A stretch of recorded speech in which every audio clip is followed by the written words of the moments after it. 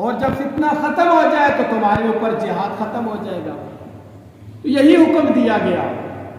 کہ اگر کسی مسلمان کو مسلمان ہونے کی وجہ سے اس کی زندگی تنگ کر دی جائے، مسلمان ہونے کی وجہ سے ان پر دنیا کفر مل کر ظلم ڈال رہے ہوں، ان کی عورتیں، ان کی جانیں، ان کا مال، ان کی اولادیں محفوظ نہ ہو، رات دن ان پر آگ برسائی جا رہی ہو اور ان نہتے مسلمانوں کی مدد کرنے والا کوئی نہ ہو، تو اس سے بڑا کوئی بھی فتنہ نہیں ہے۔ ایسے حالات میں مسلمانوں کو یہ حکم ہے کہ اپنے دوسرے مسلمان بھائیوں کی مدد کریں۔ مسلمان حکمرانوں کے لیے بھی یہ حکم ہے، اپنی طاقت کے ذریعے سے اس دنیا کفر کو اس کے ظلم سے روکیں اور مظلوموں کی مدد کریں، ان کو امن اور انصاف دلائیں۔ لیکن اگر مسلمانوں کے حکمران اس سے عاری ہیں، یہ کوشش نہیں کرتے،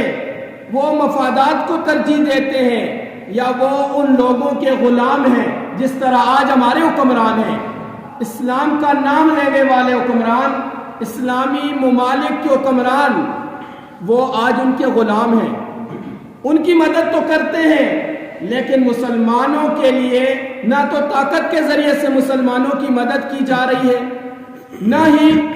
اخلاقی طور پر اور نہ ہی سیاسی طور پر ان کی مدد کی جا رہی ہے۔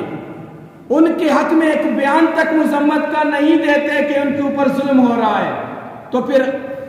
دیندار طبقہ، عوام تمام کی یہ ذمہ داری ہے کہ اپنی استطاعت کے مطابق ان کے لیے آواز بلند کریں، اس ظلم کو ظلم کہیں۔ اگر مال کے ذریعے سے مدد کر سکتے تو مال کے ذریعے سے مدد کریں، جان کے ذریعے سے مدد کر سکتے تو جان کے ذریعے سے مدد کریں، اور اسی طرح ان کے لیے ہر سٹیج پر آواز بلند کی جائے۔ ظلم کو ہر سٹیج پر ظلم کہا جائے، سر عام ظلم کہا جائے، ناانصافی کہا جائے، یہ دوسرے مسلمانوں کی ذمہ داری ہے۔ اور اگر آج ہم جس طرح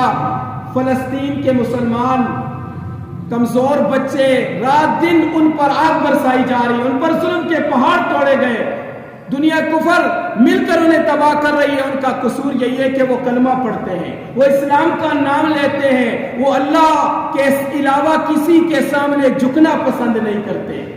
اور آج ہمارے حکمران کہ ان کے لیے آواز تک بلند نہیں کرتے، ان کے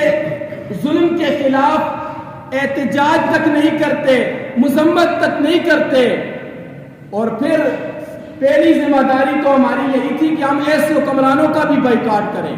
ایسے حکمرانوں کا ساتھ نہ دیں، لیکن افسوس جنہوں نے آج تک فلسطین کا نام نہیں لیا، کشمیر میں مسلمانوں پر ظلم ہوا ان کا نام تک نہیں لیا،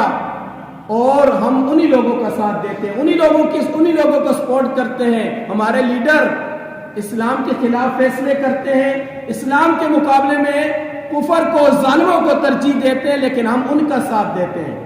اور پھر ہماری یہ بھی ذمہ داری ہے کہ ہم ان کے حق میں کھڑے ہوں، ان کے لیے کم سے کم اپنے مال کے ذریعے سے اور اپنے احتجاج اور اپنے قلم کے ذریعے سے ہر اسٹیج پر ان کے لیے آواز بلند کرنا ہمارے اوپر فرض ہے۔ اگر ہم یہ فرض ادا نہیں کرتے، اگر ہم ان کے لیے کھڑے نہیں ہوتے تو پھر ہم بھی منافق ہیں۔ نبی علیہ السلام کے دور کے منافقین کا تذکرہ تو ہم کرتے ہیں کہ وہ چند مفادات کی خاطر وہ پورے اسلام پر نہیں چلتے تھے، وہ اپنے مفادات اور اپنی دنیا کو ترجیح دینے والے تھے۔ تو کیا ہمارا اپنے دین کے ساتھ یہ رویہ نہیں ہے؟ آج دنیا بھر کے مسلمانوں پر دنیا کفر نے گھیرا تنگ کر لیا ہے، خصوصاً فلسطین کی حالات دیکھیں تو ان کے حالات دیکھے نہیں جا سکتے، آج انہیں ختم کیا جا رہا ہے، لیکن دنیا بھر کے مسلمان کہیں تو کرکٹ میچوں کے اندر مگن ہیں، اپنی ذاتی مصروفیات اور عیاشیوں میں لگے ہوئے ہیں، حکمران بھی سوئے ہیں، حکمران تو ہے ہی ان کے غلام، لیکن ہم تو اللہ اور اس کے رسول کے غلام ہیں۔ ہمارے ایمان کا تقاضا یہ ہے کہ ہر سٹیج پر، ہر مقام پر ان کے لیے آواز بلند کی جائے۔ اور تو ہم کچھ بھی نہیں کر سکتے، وہاں اگر جا سکتے تو ہمارے اوپر جانا فرض ہے، لیکن اگر ہم نہیں جا سکتے تو زبان کے ذریعے سے اور